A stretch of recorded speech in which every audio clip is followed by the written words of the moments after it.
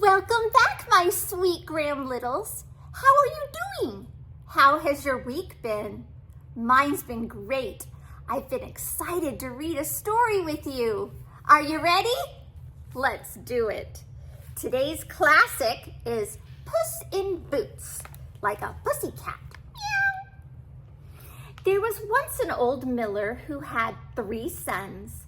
When the miller died, he left the mill to his oldest son. The middle son was given the donkeys. The youngest son, a kind man who had always put his fathers and brothers before himself, was left nothing but his father's cat. "What will become of me?" said the young miller's son with a sigh, looking at his cat. "Buy me a fine pair of boots, and I will help you make your fortune, for your father thought you deserved it," replied the cat. A talking cat? The miller's son could not believe his ears. So the miller's son bought the cat a fine pair of boots, and the 2 of them set off to seek their fortune. After a while, they came to a grand palace. "Wouldn't it be wonderful to live so grandly?" said the miller's son. Later, while the miller's son was sleeping, the cat went hunting and caught a rabbit. He put it in a sack and took it to the palace. "A gift to the king from my master, the Marquis of Carabas," said the cat, presenting it to the king. The cat went back to the miller's son and told him what he had done. "Now the king will want to know who the Marquis of Carabas is," laughed the cat. A clever cat, the miller's son could not believe his ears. Every day for a week, the cat delivered a gift to the king, each time saying it was from the Marquis of Carabas. After a while, the king became very curious and decided he'd like his daughter to meet this mysterious nobleman, whoever he might be. That little cat is a trickster. When the cat heard that the king and his daughter were on their way, he wasted no time. "You must take off all your clothes and stand in the river," the cat told his master. The puzzled miller's son did as he was told, and the cat hid his master's tattered old clothes behind a rock. When the cat heard the king's carriage approaching, he jumped onto the road and begged for help.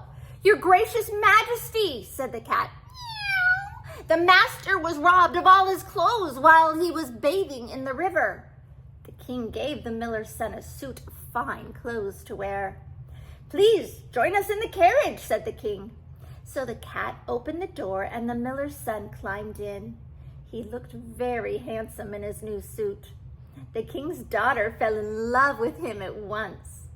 The cat ran ahead, cutting through the surrounding countryside.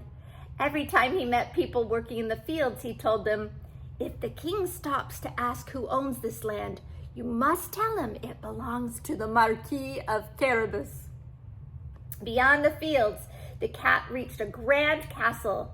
He spoke to the people working in a field next to it and discovered that it belonged to a fierce ogre. The cat stood bravely in his boots and knocked on the castle door. This cat is very brave and relentless. Wow. "Who dares to disturb me?" roared a voice from inside the castle. "Meow, meow, I've heard that you are a very clever ogre," called the cat. "I have come to see what tricks you can do." The ogre opened the door and immediately changed himself into a great, snarling lion. Roar! The cat felt scared, but he didn't show it. "Yes, that is quite a clever trick," said the cat. "But a lion is a very large creature. I think it would be much better, much better trick to change it to something small, like a mouse." Oh, the ogre liked to show off his tricks. He changed at once into a little mouse. Squeak, squeak, squeak, squeak. The cat pounced on the mouse and ate him up. Then the cat went into the castle and told all of the servants that their new master was the Marquis of Carabas. They were glad to be rid of the fierce ogre, so they didn't complain. "The king is on his way to visit, and you must prepare a grand feast to welcome him," said the cat. When the king's carriage arrived at the castle, the cat was waiting to welcome him.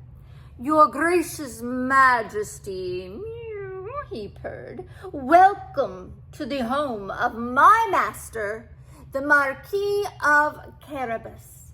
A cunning cat. The miller's son could not believe his ears. "You must ask for the princess's hand in marriage," whispered the cunning cat to his master. The miller's son did as he was told. The king, who was impressed by everything he saw, agreed. Soon the Marquis of Carabas and his wife were married, and they lived a very happy life together.